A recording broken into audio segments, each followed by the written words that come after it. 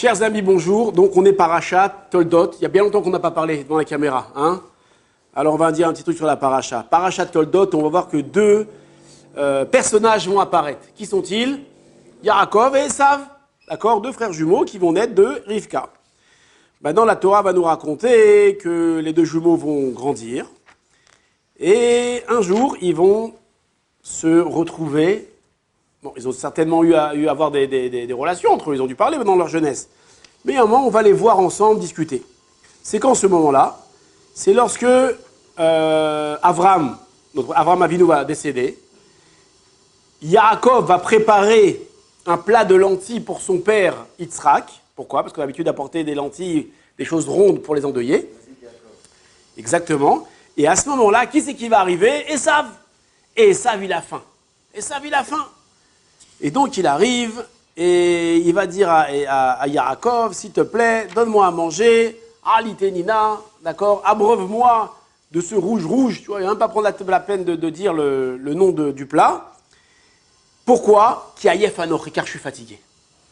Là-bas, on nous raconte pourquoi est-ce qu'il est fatigué. Il a fait toutes sortes de choses, il a tué des gens, il a été un peu coureur, il a fait plein d'avérotes ce jour-là. Et où est-ce qu'il va rencontrer Yaakov au Beth Midrash? Il va lui dire, je suis fatigué. D'accord? Alors, il y a des rabbanim qui utilisent ça comme une petite règle de moussard un peu rigolote, où le bonhomme, toute la journée, il travaille, il fait mille choses, mais dès qu'il arrive au Beth Midrash, à la maison d'études pour étudier, il s'assoit devant la Gemara, il s'assoit devant le Rav, et là, pauvre, il s'écroule, il est fatigué. D'accord? Exactement comme Esav. Il a fait des 400 coups Esav, il arrive au Beth Midrash, et là, il est fatigué. Kiayef anochi. Maintenant, est-ce qu'on va reprocher, est-ce que nous pouvons reprocher à Esav d'être fatigué? Alors on va dire, s'il est fatigué, c'est qu'il il est vraiment fatigué. Mais maintenant, on voit, Rachid nous explique qu'il a fait beaucoup de choses ce jour-là de très fatigantes. D'accord? Il s'est battu, il a fait mille choses, donc c'est normal, il est arrivé, il est fatigué. Donc est-ce qu'on va lui reprocher, est-ce qu'il va être puni d'être fatigué? Comprenez la question? En réalité, la question, je vous la pose, c'est pas une vraie question que je vous pose, c'est juste pour vous introduire une notion. La Mishnah dans Pirkei Avot, elle nous dit Akavia ben Malalel Omer. Regarde trois choses et tu n'en viendras pas à fauter. D'accord? Il cite deux choses. Et la troisième, c'est devant qui tu devras donner din vecheshbon. Devant qui tu devras donner. Le din, c'est quoi? C'est le verdict. D'accord? Cheshbon, c'est les comptes. Alors, tous les commentateurs posent la question, ils disent, quoi din vecheshbon? Pourquoi on emploie les deux termes? Devant qui tu vas devoir donner le din ou tu vas devoir donner des comptes? Non, din vecheshbon. Plus que ça, les commentaires posent la question et disent pourquoi est-ce que le din il passe avant le cheshbon? D'abord, on doit faire le calcul, on doit faire le procès, et après il y a le verdict. Non, verdict et calcul, c'est à l'envers. Il y a beaucoup de commentateurs, vous avez qu'à regarder dans les livres, vous verrez plein de choses. Mais par rapport à notre sujet à nous, le Rav de Brice qui raconte une petite anecdote sympathique, où il y a un rabbin, il est venu le voir. Il lui a dit, Kvod Arav, écoutez, j'ai fait une grosse bêtise. Donc apparemment, il avait fait une bêtise au niveau communautaire, il avait pris une décision dans sa communauté qui avait fait beaucoup de vagues et qui avait créé un gros problème. L'histoire ne raconte pas ce qu'il a fait. Maintenant, il est venu voir le Rav, il lui a dit, Rav, qu'est-ce que je fais maintenant? Comment je fais pour attraper l'histoire? Et le Rav lui raconte une histoire. Il lui a dit, écoute, dans une ville, il y avait un vieux aiglon. C'est un aiglon? Un cocher, un charretier, d'accord? Qui travaillait dans ce village depuis des années.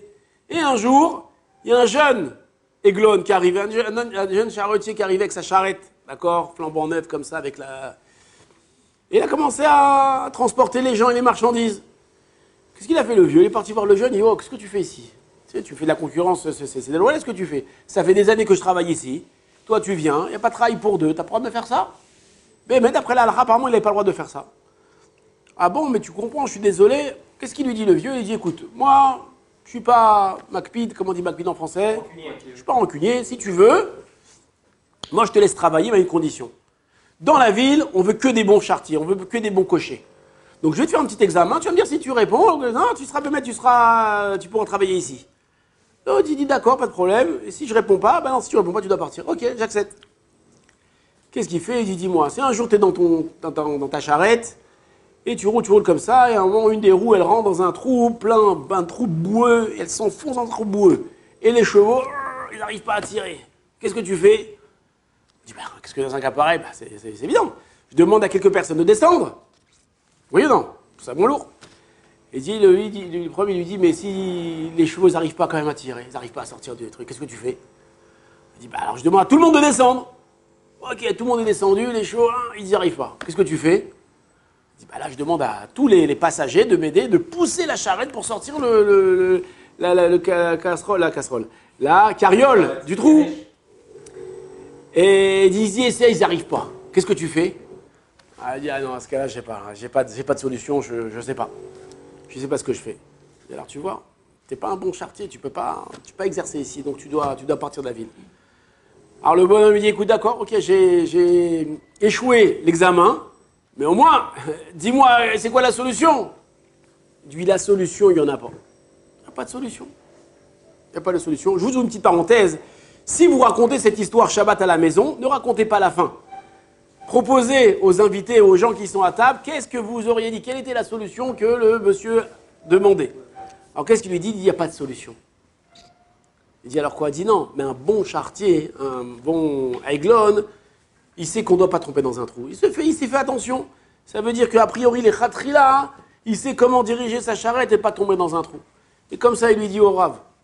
Il lui dit un Rav comme il faut, un Rav sage. Hein, il sait de ne pas rentrer dans des situations qui vont t'emmener après à des catastrophes irréprochables. C'est vrai que maintenant, peut-être, on ne peut pas t'en vouloir, d'accord, d'agir comme tu agis maintenant. Mais ce qu'on va te reprocher, c'est pourquoi tu es rentré dans cette situation. Et c'est ce qu'on dit dans la Mishnah. Din ve cheshbon. Din, c'est ce que tu as fait. Mais cheshbon, c'est comment tu es arrivé à ça. Et sur ça, tu devras rendre des comptes. Et des fois, Bémet, le cheshbon est beaucoup plus grave que le din. Hein, il m'a dit, il est parti là-bas dans un pays au fin fond du monde, là-bas en Thaïlande, ou pas un autre pays comme ça. Il a dit, je suis désolé, mais là-bas, j'ai résisté un jour, 2 jours, 3 jours, 5 jours, il n'y avait rien à manger. Et à la fin, j'ai dû manger des trucs. Je ne sais pas si c'était très caché, la vérité.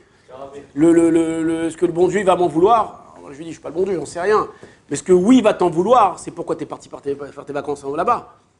D'accord? Donc que tu es arrivé là-bas, que tu n'avais pas d'autre choix de manger encore, bon, on ne sait pas. On peut dire peut-être, cas de force majeure. Mais pourquoi tu es rentré dans ça? Pourquoi tu es rentré dans ça? Pour revenir à notre ami Esav, alors qu'il est arrivé au Beth Midrash, il est fatigué, comme nous tous, on arrive pour étudier, on est fatigué. Alors on va nous en vouloir, mais on a une journée difficile, on a eu des moments difficiles. Sur quoi on va nous en vouloir? C'est pourquoi est-ce que tu arrives fatigué? Pourquoi tu ne prévois pas? Ce soir, il y a un cours de Torah, ce soir, j'ai une étude à faire, ce soir, j'ai un truc familier, un truc important à faire. Pourquoi je ne me prépare pas à ça? Et ça, c'est un moussa pour la vie, pour tout. D'accord? On ne peut pas arriver dans des situations, on dit je suis à nous, j'ai pas fait exprès, je suis innocent, j'ai pas fait exprès. T'inquiète, t'es innocent sur le moment. Mais pourquoi t'as pas prévu? T'as pas prévu en amont, justement, d'arriver en forme, de pas arriver dans cette situation-là. Ça peut être dans tous les sujets de la vie, dans les disputes. Des fois, on arrive à des disputes, on arrive à des guerres, on arrive à des... Alors, même des fois, la dispute, elle est inévitable. Mais la question, c'est pourquoi t'es arrivé à ça? Pourquoi t'as pas essayé, en amont, d'essayer d'arranger les choses? Ou, chas v'shalom, un type, il en arrive au divorce. Il est divorcé. Ok, j'étais obligé de divorcer, regarde, tu vois, ça j'étais obligé de divorcer. Peut-être de mettre dans cette situation, t'es divorcé, on ne va pas te reprocher de divorcer. Ce qu'on va te reprocher, c'est pourquoi t'en es venu à ça. Tu n'aurais pas pu essayer de vérifier en amont, de faire des choses pour pas arriver à ça. Si c'est pas de sa faute, c'est toujours pas de sa faute et c'est toujours la faute de l'autre. Non, mais si c'est vraiment la faute de l'autre. C'est toujours la faute de l'autre, c'est toujours la faute de l'autre. Moi, je suis toujours innocent, toujours la faute de l'autre. Comprends ce que je veux te dire? C'est que le bonhomme, il arrive, il est toujours innocent, j'ai rien fait, ok, mais avant d'être innocent, il fallait essayer de comprendre, prévoir. Ouais, exactement, à l'origine, n'attends pas de faire des choses et à la fin de venir dire j'ai pas fait exprès. Vous connaissez l'histoire? Un jour, il y a un type qui roule en voiture, le feu il est vert, il rentre dans l'intersection et là il y a une voiture qui fonce là, qui va griller le feu rouge et elle va griller le feu rouge. Et elle grille le feu rouge. Et le bonhomme, lui, qu'est-ce qu'il fait? Il est vert. Qu'est-ce qu'il fait? Il avance. Et boum, accident. Oui ou non? Qu'est-ce qu'il dit? Je suis dans mon droit. Le feu était vert. Oui, mais il est mort. Ils sont pas morts, les pauvres. Laisse-les, ils sont pas morts. Le feu était vert, je suis innocent. Je dis non, mais t'es innocent. Avant d'être innocent, d'avoir raison, il faut être racham, mon ami. Tu l'as vu venir, tu as vu les choses. Pourquoi t'as pas freiné? Pourquoi t'as pas... Alors sur le coup, Bémet, c'est vrai, on va faire un constat. Le feu était vert, le feu était rouge. C'est d'ailleurs, qui t'a dit d'entrer dans ces trucs-là? Il faut réfléchir en amont aux choses. D'accord? Bezrat Hashem, Shabbat Shalom, Hashem Yebezredu. Chazak Baruch.